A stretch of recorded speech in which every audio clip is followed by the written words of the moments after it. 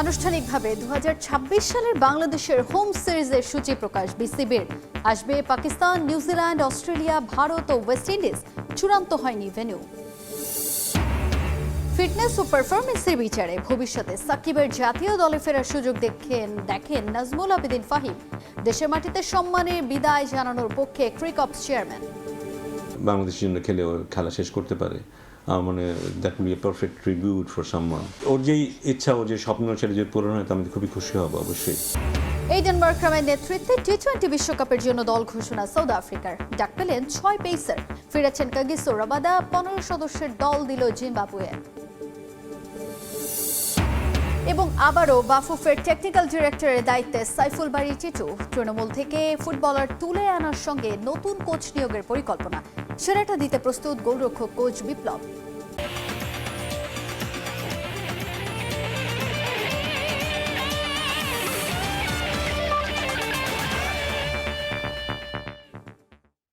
দেখছিলেন শিরোনাম। শুরুতেই জানাবো ক্রিকেটের খবর। আনুষ্ঠানিকভাবে বাংলাদেশ দলের 2026 সালের হোম সিরিজের সূচি প্রকাশ করেছে বাংলাদেশ ক্রিকেট বোর্ড। দেশের মাটিতে সব সিরিজের দিনক্ষণ এবারই প্রথম একেবারে প্রকাশ করেছে ক্রিকেটের অভিভাবক সংস্থা। এবছর বাংলাদেশ সফরে আসবে পাকিস্তান, নিউজিল্যান্ড, ভারত, অস্ট্রেলিয়া ও ওয়েস্ট ইন্ডিজ। তবে এখনও এই সিরিজগুলোর ভেন্যু চূড়ান্ত করেনি বোর্ড। সবগুলো সিরিজে আইসিসির ভবিষ্যৎ সফরসূচির অংশ। সেই সঙ্গে গত বছর স্থগিত হওয়া ভারত সফরও রাখা হয়েছে এবারের সূচিতে। বিশ্বকাপের বছরে ব্যস্ত সূচিতে ঠাসা দেশের ক্রিকেট। আন্তর্জাতিক মঞ্চে ভারত শ্রীলঙ্কায় অনুষ্ঠেয় টি-20 বিশ্বকাপ দিয়ে শুরু হবে টাইগারদের পথ চলা। টি-20 বিশ্বকাপ অভিযান শেষে বাংলাদেশ সফরে আসবে পাকিস্তান। খেলবে টাইগারদের সঙ্গে দ্বিপাক্ষিক সিরিজ। এ সফরে 3 সংস্করণে খেলা হওয়ার কথা থাকলেও মার্চ এপ্রিলে পিএসএল থাকায় তা হবে 2 ভাগে। 9 মার্চ ঢাকায় আসবে পাকিস্তান।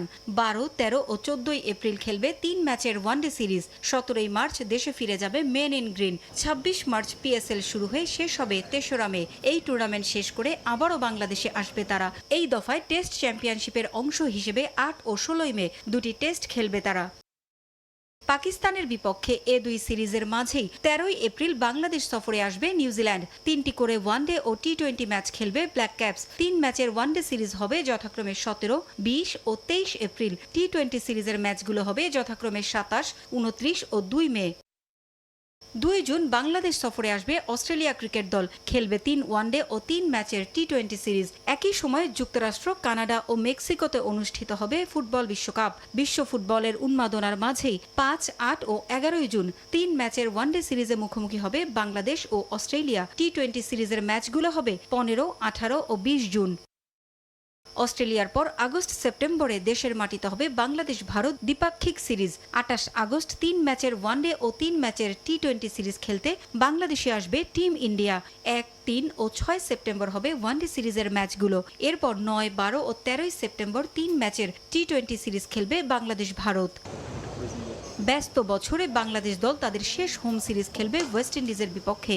18 অক্টোবর আসবে ক্যারিবীয়রা। 22 থেকে 24 অক্টোবর খেলবে 3 দিনের প্রস্তুতি ম্যাচ। এরপর 28 অক্টোবর থেকে 1 নভেম্বর হবে প্রথম টেস্ট। 5 থেকে 9 নভেম্বর দ্বিতীয় টেস্ট খেলবে বাংলাদেশ ও ওয়েস্ট ইন্ডিজ। এছাড়াও বিসিবির সূচিতে শ্রীলঙ্কা এ দলের বাংলাদেশ সফর করারও কথা রয়েছে। আগামী মে মাসে হবে এই সিরিজ। 3টি 4 দিনের ও 3টি 1 দিনের ম্যাচ খেলবে বাংলাদেশ এ ও শ্রীলঙ্কা এ দল। পারভিন আক্তার, সময় সংবাদ। সবসময় ক্রিকেট নিয়ে ভাবেন, খেলাটা উপভোগ করেন। সে কারণেই এতদিন আন্তর্জাতিক ক্রিকেটের বাইরে থাকলেও ফ্র্যাঞ্চাইজি টুর্নামেন্টে পারফর্ম করে যাচ্ছেন সাকিব আল হাসান। এমনটাই মনে করেন বিশ্বসেরা অলরাউন্ডারের অন্যতম কোচ নাজমুল আবেদিন ফাহিম। প্রেক্ষাপট পরিবর্তন হলে ফিটনেস ও পারফরমেন্সের বিচারে ভবিষ্যতে তার জাতীয় দলে প্রত্যাবর্তনের সুযোগও দেখেন তিনি। সাবেক বিশ্বসেরা অলরাউন্ডারকে দেশের মাটিতে সম্মানের বিদায় জানানোর পক্ষে মত দেন বিসিবির cricket operations chairman Nazmul Abedin Fahim. যে যদি সুযোগ থাকে, আমি যদি দেশে যেয়ে খেলতে পারি, মিরপুর টেস্ট হবে আমার জন্য লাস্ট, স্পেশালি টেস্ট ক্রিকেটে। অনেকেই তার এপিটাফ লিখে ফেলেছেন, কিন্তু তিনি যেন ফুরিয়ে যাবেন না। নিজ দেশ থেকে নির্বাসিত হলেও যেখানে সুযোগ পাচ্ছেন পারফর্ম করার চেষ্টা করছেন। চলমান IL T20-তে একাধিক ম্যাচে পুরানো সেই ম্যাজিক দেখিয়েছেন, আর তাতেই আবার আলোচনায় সাকিব আল হাসান। সাবেক বিশ্বসেরা অলরাউন্ডারের অন্যতম কোচ নাজমুল আবেদিন ফাহিম এখন বিসিবি পরিচালক ও ক্রিকেট অপারেশনস চেয়ারম্যান। প্রিয় ছাত্রের খোঁজ খবর নিয়মিতই রাখেন তিনি। আমার ধারণা যে অনেক দিন অপ্রাসঙ্গিক থাকবে এবং তেমনই একজন খেলোয়াড় বাংলাদেশের। ক্রিকেটটা ওর জীবনের একটা অংশ হিসেবে দেখে। মাঠে খেলার যে আনন্দ সেটা ও এখনও ফিল করে। He is a very rare person যে এখনও সেটা উপভোগ করে এবং ও ক্যারিয়ারের প্রায় শেষ দিকে এসে উপভোগ করে, এবং সে কারণে কিন্তু এখন পারফরমেন্স করছে। ইন্টারন্যাশনাল ক্রিকেট থেকে এতদিন ধরে বাইরে একজন খেলোয়াড়, তারপরেও নিজেকে যে ধরে রাখার যে ব্যাপারটা, হয়তো ফিজিক্যালি হয়তো অতটা ফিট থাকবে কিনা আমি জানি না, কিন্তু মেন্টালি ও নিজেকে সবসময় ক্রিকেটের মধ্যে রাখে। 2024 সালের 5 আগস্টের পর থেকেই দেশ ছাড়া সাকিব আল হাসান। আওয়ামী লীগ আমলের সংসদ সদস্যের প্রতি চরম ক্ষোভ অনেকের, তাই দেশের মাটিতে খেলে আন্তর্জাতিক ক্রিকেট থেকে অবসর নেয়ার স্বপ্ন অধরাই থেকে গেছে তার। একনিষ্ঠ ভক্তরা অবশ্য লাল সবুজ জার্সিতে সাবেক বিশ্বসেরা অলরাউন্ডারকে মিস করেন, যে কারণে বিভিন্ন সময় মাঠে তার নাম লেখা ব্যানার পোস্টার দেখা যায় এখনো। মাঝে তাকে দেশে আনার প্রক্রিয়া শুরু হয়েছিল, তবে সবুজ সংকেত পেয়ে সংযুক্ত আরব আমিরাত পর্যন্ত এসে আবার অপর মহলের নির্দেশে যুক্তরাষ্ট্রে ফিরে যেতে হয়। তৎকালীন যুব ও ক্রীড়া উপদেষ্টা ক্রিকেট বোর্ডকে বলেই দেন কোনোভাবে যেন বাংলাদেশের হয়ে খেলতে না পারেন সাকিব। তবে পরিবর্তিত পরিস্থিতিতে আবারও স্বপ্ন দেখছেন ভক্তরা। তখন যে পরিবেশ ছিল বা ছিল, সে সময়টায় তার জন্য আসাটা কতটা নিরাপদ ছিল বা কী ছিল সেসব ব্যাপারগুলো তো অবশ্যই আসে। সেসব কারণেই হয়তো তখন সম্ভব হয়নি, বাট একটা সময় কিন্তু ও প্রায় চলে আসবে আমার একটা অবস্থানে তৈরি হয়েছিল। কিন্তু যেটা হয় না, যারা চায় তাদের তো এক ব্যাপার, যারা চায় না তাদেরকে নিয়ে চিন্তাটা বেশি। সেখানে সে কারণে হয়তো সে সময়টা হয়নি। ওর যেই ইচ্ছা, ওর যে স্বপ্ন, সেটা যদি পূরণ হয় তো আমি খুবই খুশি হব অবশ্যই। এটা নিয়ে আলাপও যে হয়নি তা না। আমি জানি না ঘটনার প্রবাহ আমাদেরকে কোথায় নিয়ে যাবে জানি না। ওর হাতে তো অনেক সময় নেই।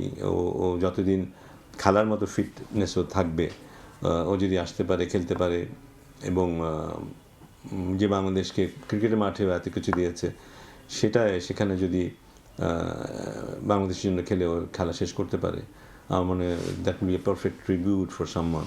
ফ্যানদের আশা জাতীয় নির্বাচনের পর সাকিবের জাতীয় দলে প্রত্যাবর্তনের পথ সুগম হবে। মাকসুম আলম খান, সময় সংবাদ, ঢাকা। টি-20 বিশ্বকাপের জন্য 15 সদস্যের দল ঘোষণা করেছে সাউথ আফ্রিকা। ভারত ও শ্রীলঙ্কায় হতে যাওয়া এই বিশ্বকাপের দলে পেস ইউনিটে শক্তি বাড়িয়েছে প্রোটিয়ারা। আছেন 6 পেসার। গত বিশ্বকাপের মতো এবারও তাদের নেতৃত্বে থাকছেন এইডেন মার্ক্রামের দলে পেস বোলিংয়ের নেতৃত্ব দেবেন চোট কাটিয়ে ফেরা কাগিসো রাবাদা। আর পাঁজরের চোটে প্রায় 10 সপ্তাহ মাঠের বাইরে ছিলেন তিনি। রাবাদার সঙ্গে পেস বিভাগে আছেন নরকিয়া, মার্কো ইয়ানসেন, করবিন বশ, লুঙ্গি এনগেদি ও কোয়েনা মাফাকা। এই স্কোয়াডের 7 জনই প্রথমবারের মতো বিশ্বকাপ খেলবেন। পেসার মাফাকা ও বশের সঙ্গে প্রথম বিশ্বকাপ খেলবেন batsman Dewald Brevis, Tony de Zorzi ও জেসন স্মিথ। অলরাউন্ডার হিসেবে আছেন জর্জ লিন্ডে ও ডোনোভান ফেরেইরা। টি-20-তে সর্বশেষ ম্যাচে ফেরেইরা করেছেন 10 বলে 33 রান। মার্ক্রামের নেতৃত্বে 2024 টি-20 বিশ্বকাপের ফাইনালে ওঠা দলের মাত্র 7 জন ক্রিকেটার এবার স্কোয়াডে জায়গা পেয়েছেন। গত অক্টোবরে দক্ষিণ আফ্রিকার হয়ে আন্তর্জাতিক ক্রিকেটে ফেরা ওপেনার কুইন্টন ডি ককও আছেন বিশ্বকাপ দলে। আগের বিশ্বকাপে থাকা ডেভিড মিলার, কেশব মহারাজ, ইয়ানসেন ও নরকিয়ারাও আছেন এবারে। সাইফুল বারী টিটুর সঙ্গে আবারও চুক্তির মেয়াদ বাড়ালো বাংলাদেশ ফুটবল ফেডারেশন। আগামী 1 বছর ফেডারেশনের টেকনিক্যাল ডিরেক্টর হিসেবে দায়িত্ব পালন করবেন তিনি। তৃণমূল থেকে ফুটবলার তুলে আনতে নতুন বছরে কোচ নিয়োগের পাশাপাশি বেশ কয়েকটি পরিকল্পনাও হাতে নিয়েছে বাফুফের টেকনিক্যাল কমিটি। এদিকে গোলরক্ষক কোচ হিসেবে দায়িত্ব পেয়ে নিজের সেরাটা দিতে চান বিপ্লব ভট্টাচার্য। কাজে লাগাতে চান পূর্ব অভিজ্ঞতা। হামজা, সমিত, ফাহামিদুলদের কল্যাণে 2025 সালে দেশের ফুটবলে আসে নবজোয়ার, যার সুফলও ভোগ করে বাংলাদেশ ফুটবল ফেডারেশন। পৃষ্ঠপোষকদের হুমড়ি খেয়ে পড়া ও ম্যাচের টিকিট বিক্রি করে বাফুফের কোটি টাকা আয়। আর এত কিছুর মাঝে অনেকটা চাপা পড়ে তৃণমূলের ফুটবল ও জাতীয় দলের পাইপলাইন শক্ত করতে বাফুফের প্লেয়ার হান্টিংয়ের কার্যক্রম। 2026-এ এসে তাই বিষয়গুলো নিয়ে কোমর বেঁধে নেমেছে বাফুফে। তৃণমূল থেকে ফুটবলার অন্বেষণে টেকনিক্যাল কমিটিতে যুক্ত হয়েছে নতুন কোচ। দেশের বাইরে থেকে আসা তরুণ ফুটবলারদের চিন্তাও মাথায় আছে বাফুফের। তৃণমূল নিয়েই কাজ করছি, টেকনিক্যাল তৃণমূল থেকে আমরা হলো একদম ন্যাশনাল টিম পর্যন্ত কোচিং জায়গা থেকে। সেখানে আমরা হলো অলরেডি হলো 36টা প্রোগ্রাম আমরা হাতে নিয়েছি 26 সালের জন্য। 8টা বিভাগে আমরা 8 জন কোচকে নিয়োগ দেওয়ার পথে, হান্টিংয়ের মাধ্যমে যারা প্রবাসী থেকে আসছিল আমাদের কোচরা কোচিং প্যানেল করে ওদের কিন্তু বাছাই করছে। ওগুলো কিন্তু আমরা হলো ধাপে ধাপে আমরা ডাকবো। এদিকে চতুর্থ দফায় বাড়ানো হয়েছে টেকনিক্যাল ডিরেক্টর সাইফুল বারীর সঙ্গে বাফুফের চুক্তির মেয়াদ। যদিও তার অধীনে গত 1 বছরে আহামরি সফলতা পায়নি ফেডারেশন। বিদেশি বংশোদ্ভূত ফুটবলারদের ট্রায়ালে তার ভূমিকা নিয়েও প্রশ্ন তুলেছেন অনেকে, তবে আস্থা হারায়নি বাফুফে। টিটু ভাইয়ের 1 বছরের মেয়াদ বাড়ছে। কোচিং পাইপলাইনটা স্ট্রং করার জন্য আপাতত আমরা হলো 3জনকে আমরা নিয়োগ দিয়েছি। সেটা হলো বিপ্লব গোলকিপার কোচ, রিদন আর লিনা চাকমা। কোচ হিসেবে নিয়োগ পেয়ে নিজের সেরাটা দিতে চান জাতীয় দলের সাবেক তারকা গোলরক্ষক বিপ্লব ভট্টাচার্য। এর আগেও বাফুফের হয়ে কাজ করার অভিজ্ঞতা আছে তার। আমার উপর যে দায়িত্ব দিয়েছে সেই দায়িত্বটা আমি সততার সাথে পালন করতে চাই, কারণ আমাদের প্রেসিডেন্টের যে ফিউচার প্ল্যান, যে আমাদের ফিউচার গোলকিপার নিয়ে, সো ওটার অংশ হিসাবে আমাকে গোলকিপার কোচ হিসাবে নিয়োগ দেওয়া হয়েছে। সো আমার মনে হয় যে আমি ফিউচারের জন্য বাংলা জাতীয় দল এবং আমাদের ইয়ুথ টিম যেন আমি ভালো গোলরক্ষক তৈরি করে দিতে পারি, সেই লক্ষ্যে আমি কাজ করব। জাতীয় দলের পাইপলাইন শক্ত করতে জেলা পর্যায়ের পাশাপাশি উপজেলা পর্যায়েও কোচ নিয়োগের পরিকল্পনা করছে বাংলাদেশ ফুটবল ফেডারেশন। ফাহিম ইসলাম, সময় সংবাদ, ঢাকা। বিশ্বকাপের আগে বিপাকে আর্জেন্টিনা। কর ফাঁকি দেয়া, ম্যাচ গড়াপেটা, অর্থ কেলেঙ্কারি সহ বেশ কিছু অভিযোগে আর্জেন্টিনা ফুটবল অ্যাসোসিয়েশনের সভাপতি ক্লদিও তাপিয়া ও কোষাধ্যক্ষ তোভি গিনোর বিরুদ্ধে তদন্ত শুরু করেছে পুলিশ। তাদের বিরুদ্ধে বুয়েনোস আয়ার্সের শহরতলির একটি বাড়িতে অবৈধ সম্পদ লুকিয়ে রাখার অভিযোগ তোলা হয়। এই অভিযোগের ভিত্তিতে তদন্ত চালিয়ে যাচ্ছে গোয়েন্দারা। বিশ্বকাপ মাঠে গড়াতে বাকি আর মাত্র 5 মাস।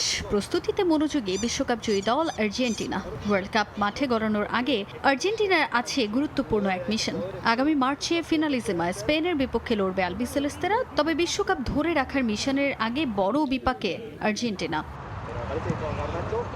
কর ফাঁকি, অর্থ জালিয়াতি, ম্যাচ গড়াপেটা সহ আরও বেশ কিছু গুরুতর অভিযোগে পুলিশি তদন্তে আছে আর্জেন্টিনা ফুটবল অ্যাসোসিয়েশনের বেশ কয়েকজন বড় কর্তা। 2 বছর আগে অর্থাৎ 2024-এর মার্চে সাবেক ফুটবলার কার্লোস তেভেজ সামাজিক যোগাযোগ মাধ্যমে একটি ভিডিও পোস্ট করেন। বুয়েনোস আয়ার্সের শহরতলির পিলার অঞ্চলের একটি বাড়িতে আর্জেন্টিনা ফুটবল অ্যাসোসিয়েশনের এক কর্তার সন্দেহভাজন গতিবিধি লক্ষ্য করা যায়। শুধু যাতায়াতই নয়, সেই বাড়িতে নাকি টাকা ভর্তি একটি ব্যাগও মাটিতে পুঁতে রাখা হয়, এমন অভিযোগ তোলেন তেভেজ। শহরতলির সেই বাড়িতে অবৈধভাবে একটি পুরনো মূল্যবান গাড়িও লুকিয়ে রাখার অভিযোগ করেন সাবেক এই স্ট্রাইকার। যে অভিযোগের প্রেক্ষিতে আর্জেন্টিনার রাজনৈতিক দল কোয়ালিশন সিভিক পুলিশি তদন্তের দাবি জানায়। এরপরই শুরু হয় তদন্ত। পুলিশের তদন্ত শুরু হওয়ার পর বেরিয়ে আসে অবাক করা সব তথ্য।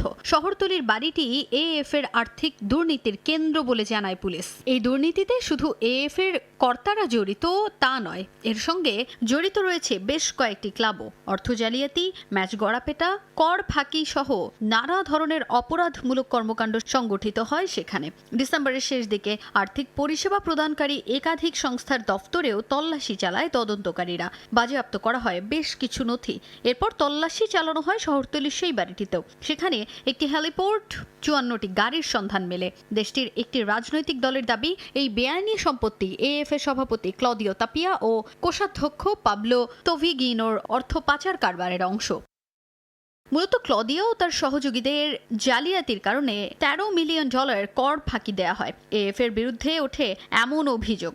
এই ঘটনার প্রেক্ষিতে কোনো প্রতিক্রিয়া পাওয়া যায়নি এএফ এর পক্ষ থেকে। বার্তা সংস্থা রয়টার্সের পক্ষ থেকে অভিযুক্তদের ডাকা হলেও তারা এ ব্যাপারে কোনো সাড়া দেননি। এএফ এর কর্তাদের বিরুদ্ধে একের পর এক আর্থিক অনিয়মের অভিযোগ ওঠায় নড়ে চড়ে বসেছে আর্জেন্টিনার প্রশাসনও। শঙ্কা আছে আগামী বিশ্বকাপে আর্জেন্টিনা দলের পারফরমেন্স দুর্দান্ত হলেও এএফ এ কর্তাদের দুর্নীতির প্রভাব পড়তে পারে আর্জেন্টিনা ফুটবল অ্যাসোসিয়েশনের উপরও। তাজিন খন্দকার, সময় সংবাদ। আফগানে বাজে পারফরমেন্সের কারণে গোটা জাতীয় দলকে নিষিদ্ধ করে দিল দেশটির সরকার। এমন নজির দেখা গেল আফ্রিকা মহাদেশের গ্যাবনে। আজীবনের জন্য জাতীয় দলের দরজা বন্ধ করা হয়েছে সাবেক ডর্টমুন্ড তারকা পিয়েরে-এমেরিক অবামেয়াংয়ের জন্য। রাষ্ট্রীয় টেলিভিশনে এসে এমন ঘোষণা দেন দেশটার ভারপ্রাপ্ত ক্রীড়ামন্ত্রী। জাতীয় দল যখন প্রত্যাশিত পারফরমেন্সে ব্যর্থ হয় তখন কি ঘটে? দলে পরিবর্তন, কোচিং স্টাফ ছাঁটাই কিংবা সর্বোচ্চ পারিশ্রমিক কমিয়ে দেয়া। তবে কেমন হবে যদি বাজে খেলার কারণে নিষিদ্ধই করে দেয়া হয় গোটা জাতীয় দল? অদ্ভুত শোনালেও এমনটাই ঘটেছে আফ্রিকা মহাদেশের গ্যাবনে। আফকনের গ্রুপ পর্ব থেকে বাদ আর হতাশার পারফরমেন্সে তাৎক্ষণিক প্রতিক্রিয়ায় নিষিদ্ধ করে দেয়া হলো গোটা গ্যাবন জাতীয় ফুটবল দলকে। বুধবার মধ্যরাতে গ্যাবনের রাষ্ট্রীয় টেলিভিশনে এমন ঘোষণা দেন দেশটার ভারপ্রাপ্ত ক্রীড়ামন্ত্রী। আজীবনের নিষেধাজ্ঞা পেয়েছেন বরুশিয়া ডর্টমুন্ডের সাবেক তারকা Pierre Emerick Aubameyang. Africa cup of নেশনসে দলের লজ্জাজনক পারফরমেন্সের কারণে এই সরকার সিদ্ধান্ত নিয়েছে যে বর্তমান কোচিং স্টাফ বিলুপ্ত করার পাশাপাশি পুরো জাতীয় দল পরবর্তী নির্দেশনা না দেয়া পর্যন্ত নিষিদ্ধ থাকবে। সেই সাথে ব্রুনো অ্যাকুয়েলে আর পিয়েরে-এমেরিক অবামেয়াংকে চিরতরে জাতীয় দলের বাইরে রাখা হবে।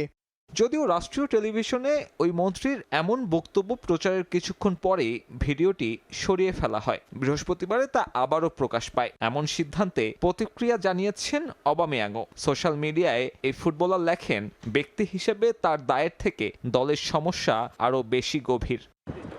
আফকনের শেষ ম্যাচে অবশ্য খেলেননি অবামেয়াং। সেই সাথে ছিলেন না নিষিদ্ধ হওয়া আরেক ডিফেন্ডার একুয়েলো। তারপরেও র্যাঙ্কিংয়ের 102 নম্বরে থাকা মোজাম্বিকের কাছে 3-2 ব্যবধানে হারে গ্যাবন। দলের এমন পারফরমেন্সের পরেই তা নিয়ে কঠোর সমালোচনা হয় দেশটার মন্ত্রী পরিষদে। তবে জাতীয় দলের ওপর সরকারের এমন হস্তক্ষেপ ভালোভাবে নেবে না ফিফা। এর আগে আফ্রিকা মহাদেশে জাতীয় দল নিষিদ্ধের ঘটনা অহরহ ঘটলেও সাম্প্রতিক সময়ে এমন উদাহরণ সৃষ্টি করা একমাত্র দেশ গ্যাবন। এখন দেখার অপেক্ষা আফ্রিকান দেশটার জন্য কী সিদ্ধান্ত নেয় ফুটবলের সর্বোচ্চ নিয়ন্ত্রক সংস্থা। সাব্বির মিথুন, সময় সংবাদ। এবারে ইপিএল এর খবর জানাবো। হতাশা দিয়ে নতুন বছর শুরু করলো লিভারপুল ও ম্যান সিটি। টানা 4 ম্যাচ পর পয়েন্ট হারালো অলরেডস। তুলনামূলক সহজ প্রতিপক্ষ লিডস ইউনাইটেডের বিপক্ষে গোলশূন্য ড্র করেছে আর্নে স্লট বাহিনী। রাতের আরেক ম্যাচে সান্ডারল্যান্ডের বিপক্ষে কোনো গোল ছাড়া সমতায় ম্যাচ শেষ করে ম্যান সিটি। ঘরের মাঠ, বছরের প্রথম ম্যাচ, আগের টানা 4 ম্যাচ জয়ে আত্মবিশ্বাসের তুঙ্গে সবকিছুই ছিল লিভারপুলের পক্ষে। কিন্তু সহজ প্রতিপক্ষের সঙ্গে এ ম্যাচের ফলাফল চলে যায় অলরেডসের বিপক্ষে। অ্যানফিল্ডে টেবিলের 16 নম্বরে থাকা লিডস ইউনাইটেডের মুখোমুখি হয় লিভারপুল। হোম গ্রাউন্ডে ম্যাচের শুরু থেকেই দেখায় আধিপত্য, চালায় একের পর এক আক্রমণ। তবে 32 মিনিটে উল্টো গোল খেতে বসে অলরেডস। যদিও ভালো সেইভে বাঁচিয়ে দেন ব্রাজিলিয়ান গোলরক্ষক অ্যালিসন বেকার। গোলশূন্যতেই শেষ হয় প্রথমার্ধ। দ্বিতীয়ার্ধে আরও ভয়ানক হয়ে ওঠে লিভারপুল, কিন্তু একাধিক অন টার্গেট শট নিলেও জাল খুঁজে পাননি আর্নে স্লটের বাহিনী। 69 মিনিটে সুযোগ হাতছাড়া করেন ফন ডাইক। 80 মিনিটে অবশ্য প্রতিপক্ষের মাঠে বাঁধ ভাঙা উল্লাসে মাতেন লিডসের দর্শকরা। তবে কিছুক্ষণের মধ্যেই সেই আনন্দ রূপ নেয় বিষাদে। রেফারির বাঁশিতে অফসাইডে কাটা পড়ে ডোমিনিক ক্যালভার্টের গোল, বেঁচে যায় লিভারপুল। এরপর শুধু চেষ্টাই করে গেছে অলরেডস, কিন্তু পুরোটা সময় আর পারেনি নিজেদের দর্শকদের আনন্দে ভাসাতে। গোলশূন্যতেই শেষ হয় ম্যাচ। সঙ্গে সব টুর্নামেন্ট মিলিয়ে 4 ও লিগে 3 ম্যাচ পর পয়েন্ট খোয়ানোর স্বাদ পেল আর্নে স্লটের শিষ্যরা। 19 ম্যাচে 33 পয়েন্ট নিয়ে টেবিলে এখন তাদের অবস্থান 4 নম্বরে। লিভারপুলের মতো একই ভাগ্য ম্যানচেস্টার সিটিরও। তাদের সামনে সুযোগ ছিল ইপিএলের টেবিল টপার আর্সেনালের সঙ্গে ব্যবধান কমিয়ে লিগ শিরোপা পুনরুদ্ধারের মিশনে ভালোভাবে টিকে থাকার। কিন্তু এ ম্যাচের ফলাফল বেশ পিছিয়ে দিল গার্দিওলা বাহিনীকে। ম্যাচে ম্যানচেস্টার সিটির প্রতিপক্ষ সান্ডারল্যান্ড 6ষ্ঠ মিনিটেই গোলের দেখা পায় সিটি। যদি অফসাইডে পড়ে বাতিলের খাতায় ওঠে বার্নার্দো সিলভার গোল। এরপরও প্রতিপক্ষের মাঠে একের পর এক আক্রমণ করে ম্যান সিটি, কিন্তু পুরোটা সময় বেশ কয়েকটি সুযোগ হাতছাড়া করে হল্যান্ড সিলভারা। ফলাফলে এই ম্যাচটাও শেষ হয় গোলশূন্যতে। সঙ্গে আক্ষেপ বাড়ে গার্দিওলার। 19 ম্যাচে 41 পয়েন্ট নিয়ে টেবিলের 2 নম্বরে তার দল। সমান ম্যাচ খেলে 45 পয়েন্ট নিয়ে সবার উপরে আর্সেনাল। তামিম হোসেন, সময় সংবাদ। নতুন বছরের প্রথম ম্যাচে মাঠে নামতে যাচ্ছে টপার আর্সেনাল। পয়েন্ট টেবিলের শীর্ষস্থান অক্ষুণ্ণ রাখতে বোর্ডমাউথের বিপক্ষে লড়বে গানার্স। প্রতিপক্ষের ঘরের মাঠে ম্যাচটি শুরু শনিবার রাত 11:30টায়। টানা 6 ম্যাচ জিতে দারুণ আত্মবিশ্বাসী আর্সেনাল। পয়েন্ট টেবিলের শীর্ষস্থান ধরে রাখার মিশনে পূর্ণ মনোযোগী মিকেল আর্তেতার দল। সপ্তম ম্যাচ জিততে মুখিয়ে আছে দলটা। প্রতিপক্ষ খুব একটা শক্তিশালী না হওয়ায় জয়ের ব্যাপারে বদ্ধপরিকর আর্সেনাল। তবে এই ম্যাচে দলের কয়েকজন ফুটবলারকে পাবেন না কোচ। কালাফিওরি, ডেক্লান রাইসরা আছেন ইনজুরিতে। ইউকারেস, মার্তিনেল্লি, বুকায়ো সাকা, ওদেগার্ড, গ্যাব্রিয়েলদের নিয়ে আশাবাদী আর্তেতা। শক্ত রক্ষণ গড়ে সম্ভাব্য 4-3-3 ফরমেশনে স্কোয়াড সাজানোর পরিকল্পনা কোচের। আর বোর্ডমাউথের ঘরের মাঠে ম্যাচ হলেও সাম্প্রতিক ছন্দ, পয়েন্ট টেবিলের অবস্থান, আত্মবিশ্বাসের বড় জায়গা আর্সেনালের জন্য। অতীত পরিসংখ্যানেও স্পষ্ট আধিপত্য গানারদের। শেষ 18 বারের দেখায় 12 জয়ে এগিয়ে আর্সেনাল, বিপরীতে মোটে 3 জয় আছে বোর্নমাউথের। প্রতিপক্ষের ঘরের মাঠে শেষ 9 বারের দেখায়ও 5 জয়ে পাল্লা ভারী গানার্সের।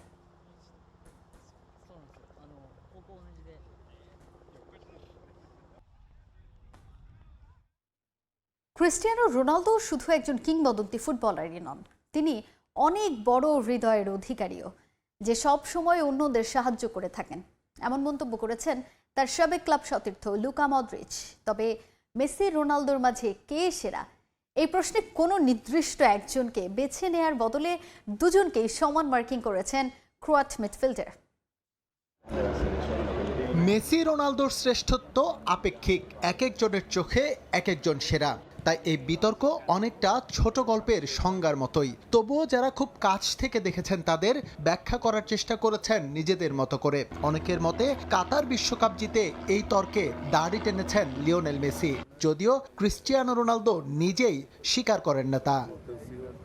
সেরার বিতর্কে পর্তুগিজ মহাতারকা সবসময় নিজেকে এগিয়ে রেখেছেন লিওনেল মেসির চেয়ে। তার তুলনাটা কেবল ফুটবল কেন্দ্রিক, কিন্তু রিয়াল মাদ্রিদে তার লম্বা সময়ের সতীর্থ লুকা মদ্রিচ এবার CR7কে নিয়ে এমন এক তথ্য দিয়েছেন যা কখনোই নিজে প্রকাশ করেনি ক্রিস্টিয়ানো রোনালদো।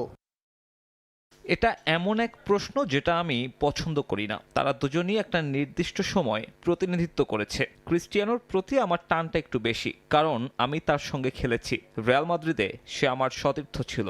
আমি নিশ্চিত করে বলতে পারি যে সে শুধু একজন দারুণ ফুটবলারই নয়, একজন অসাধারণ মানুষও। অনেকেই এই বিষয়টা জানে না, কিন্তু তার হৃদয়টা বিশাল, সবসময় অন্যদের সাহায্য করতে প্রস্তুত। সে খুবই সহজ সরল, সাধারণ একজন মানুষ। রোনালদোর সঙ্গে মদ্রিচের খেলা হলেও কখনোই লিও মেসিকে সতীর্থ হিসেবে পাননি তিনি, বরং স্পেনে থাকার সময় সবসময় খেলেছেন প্রতিপক্ষ হিসেবে। এছাড়াও গেল দুটো বিশ্বকাপে মুখোমুখি হয়ে হারের তিক্ততা আছে দুজনেরই। যদিও সেরা ফুটবলার বেছে নিতে এসব অতীত নিয়ে ঘাটতে নারাজ ক্রোয়াট অধিনায়ক। মানুষ হিসেবে মেসিকে আমি ব্যক্তিগতভাবে চিনি না, তবে আমার কোনো সন্দেহ নেই যে সেও অসাধারণ একজন মানুষ, আর খেলোয়াড় হিসেবেও সে দুর্দান্ত। আমাদের হয়তো এক দলে খেলা হয়নি, কিন্তু সে এমন কিছু অর্জন করেছে যা অস্বীকার করার কোনো উপায় নেই।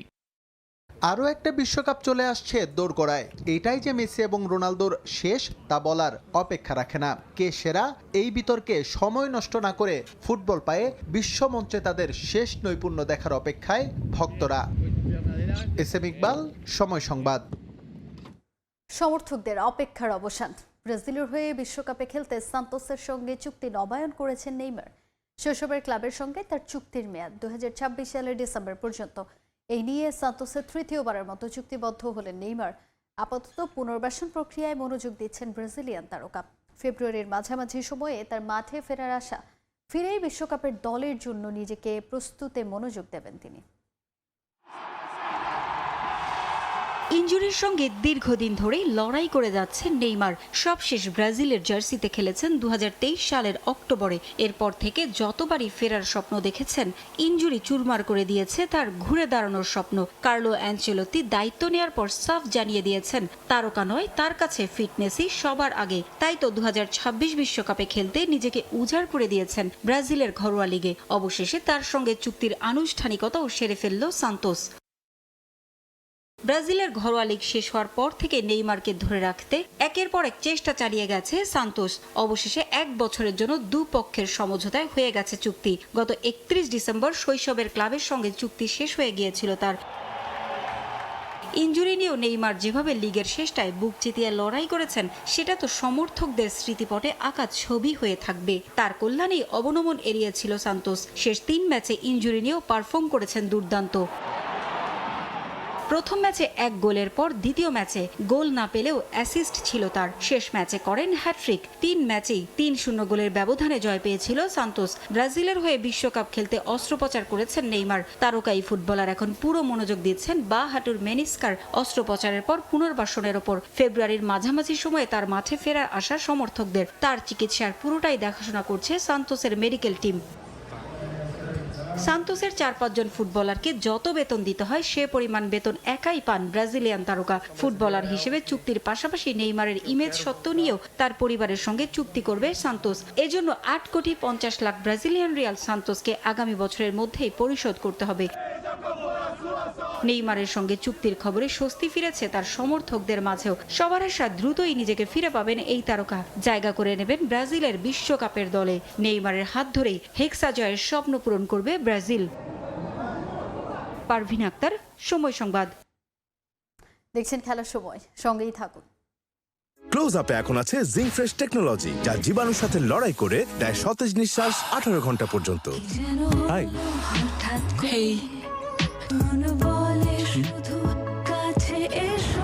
তোমার টিকিট, আর এটা তোমার। ক্লোজ আপ 18 ঘন্টা সতেজ নিঃশ্বাস। আচ্ছা, প্রতিদিন পোলাও কারো ভালো লাগে? লাগে, ভালো লাগে। পোলাও যদি হয় তীর চিনি গুঁড়া চাল দিয়ে। তীর চিনি গুঁড়া চাল, আসল চিনি গুঁড়ার স্বাদ ও সুগন্ধ পেতে একটাই অপশন। চাচা, শীতে হাত ও ঠোঁট একদম ফেটে গেছে, একটা তেল দেন না। একটু দাঁড়াও। আর ফাটা গোড়ালির জন্য গ্লিসারিন। আচ্ছা। ঠোঁট, পা আর স্কিন, ব্যাস ভ্যাসলিন। এটা 4-in-1। এতে আছে 100% পিওর জেলি, যা স্কিনকে ময়শ্চারাইজ করে, ফাটা ত্বককে করে কোমল। ঠোঁট, পা, স্কিন, ব্যাস ভ্যাসলিন। নতুন Sunsilk black shine, vitamin C ও ই গুণে চুলে দেয় ঝলমলে কোটিং। আর গ্লাস শাইন, ঝলমলে শাইন করো, গ্লাস শাইন করো। লাইফে সবকিছু হোল হার্টেডলি করুন, আর আপনার হার্টের খেয়াল রাখবে সম্পূর্ণ কোলেস্টেরল মুক্ত, ওমেগা 3 ও 6 সমৃদ্ধ এবং vitamin A fortified Sun soybean তেল, যা আপনার হার্টকে রাখে আরো অ্যাক্টিভ।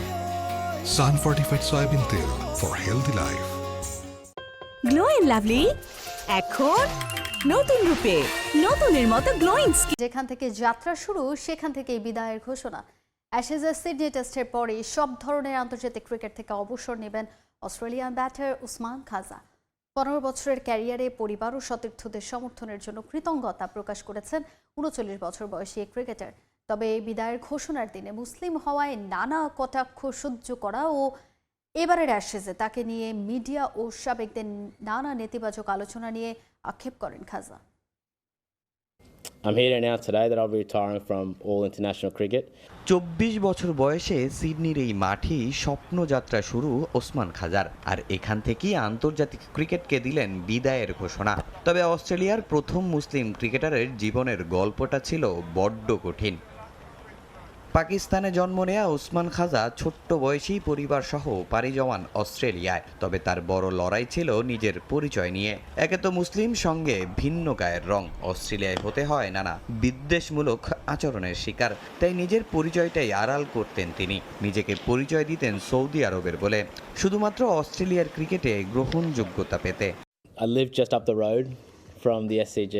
আমি এসসিজির কাছেই থাকতাম। ছোটবেলায় একদিন দেখেছিলাম মাইকেল স্লেটার লাল ফেরারি চালিয়ে যাচ্ছেন। সেদিনই মনে হয়েছিল একদিন আমিও টেস্ট ক্রিকেটার হব। কখনো ভাবিনি আল্লাহ আমাকে সেই স্বপ্ন পূরণের সুযোগ দিবেন। আমি গর্বিত একজন মুসলিম, পাকিস্তানে জন্ম নেয়া মানুষ। আমাকে বলা হয়েছিল আমি কখনোই অস্ট্রেলিয়ার হয়ে খেলতে পারবো না। আজ আমি এখানে দাঁড়িয়ে। যদি আমি পারি তাহলে মুসলিম হিসেবে আপনারাও পারবেন। 2011 সালে এই এসসিজিতেই টেস্ট অভিষেক। এরপর ইতিহাস গড়েন ওসমান খাজা। 87 টেস্ট, 157 ইনিংস, নামের পাশে 6000-এর বেশি রান, 16 শতক। কিন্তু সংখ্যার বাইরেও তার গল্পটা অনুপ্রেরণার। পরিবারের প্রতি কৃতজ্ঞতা জানিয়ে আবেগে ভেঙে পড়েন খাজা। বিশেষ ধন্যবাদ জানান স্ত্রীকে। And that grounded me through everything that followed. বাবা মা পাকিস্তান ছেড়ে এখানে এসেছিলেন আমাদের জন্য ভালো জীবন গড়তে। মা শক্তিশালী হতে শিখিয়েছেন, বাবা শিখিয়েছেন মূল্যবোধ। আজ আমি যা, তার পেছনে তাদের ত্যাগই সবচেয়ে বড়। আমার প্রিয় স্ত্রী র্যাচি, তোমাকেও ধন্যবাদ। অনেক ত্যাগ স্বীকার করেছো। এত বছরে পরিবার, সন্তান সবকিছুই তুমি সামলেছো। আমাকে এগিয়ে যেতে অনুপ্রেরণা দিয়েছো। তোমার প্রতি কৃতজ্ঞ আমি। এবারের অ্যাশেজে নানা কটাক্ষ সইতে হয়েছে খাজাকে। পার্থ টেস্টে পিঠের ইনজুরির পর স্মিথের ইনজুরিতে অ্যাডিলেডে ভাগ্য খোলে তার। যদিও শুনতে হয় অনেক কথা, তবে 4 নম্বরে ব্যাটিং করে প্রথম ইনিংসে 82 ও দ্বিতীয় ইনিংসে 40 রান করে দেন তার জবাব। খাজার অভিমান দেশের মিডিয়া ও সাবেকদের ওপর। পার্থে আমি সত্যি পিঠে অনেক ব্যথা পেয়েছিলাম, এটা আমার নিয়ন্ত্রণে ছিল না। কিন্তু এটা এবং আমার প্রস্তুতি নিয়ে মিডিয়া এবং সাবেকরা অনেক আক্রমণাত্মক কথা শুনিয়েছে। তারা বোঝাতে চেয়েছে আমি দলের প্রতি প্রতিশ্রুতিবদ্ধ নই। ধৈর্য ধরে সহ্য করতে পারতাম, কিন্তু এটা 5 দিন ধরে চলেছে। তবে সাবেকদের প্রতি অসন্তুষ্টি থাকলেও সতীর্থদের সমর্থন বরাবরই পেয়েছেন খাজা। কৃতজ্ঞতা প্রকাশ করে শেষ ম্যাচেও তাদের সমর্থন চান 39 বছর বয়সী এই ব্যাটার। তামিম হোসেন, সময় সংবাদ। আবারও স্বাগত খেলার সময়।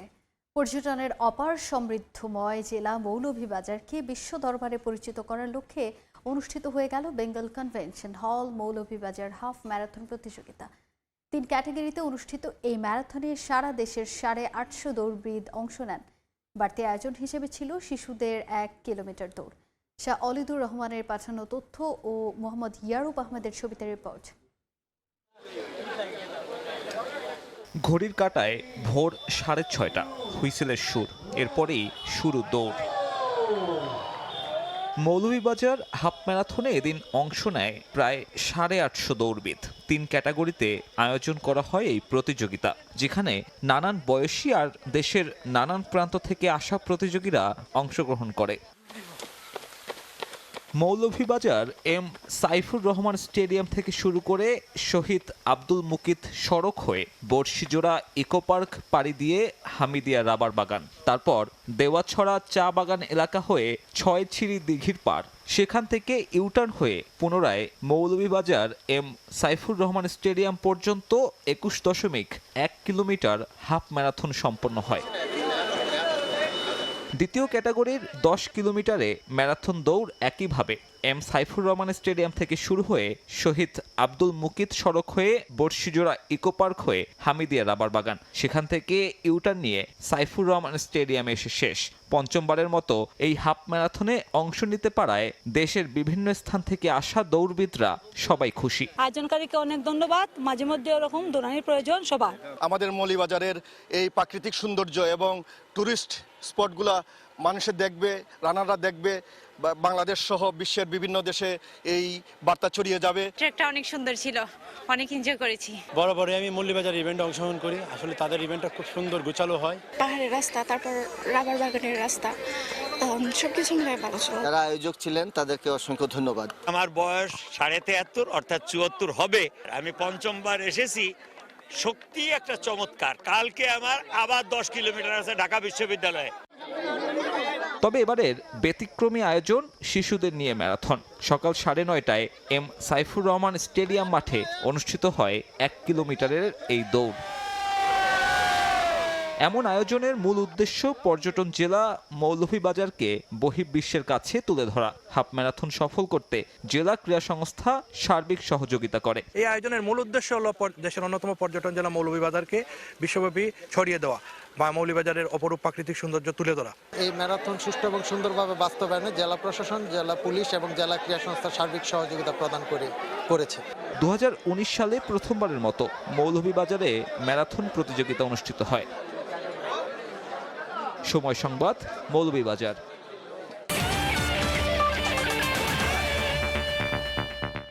এই ছিল খেলার সময়ের এখনকার আয়োজনে।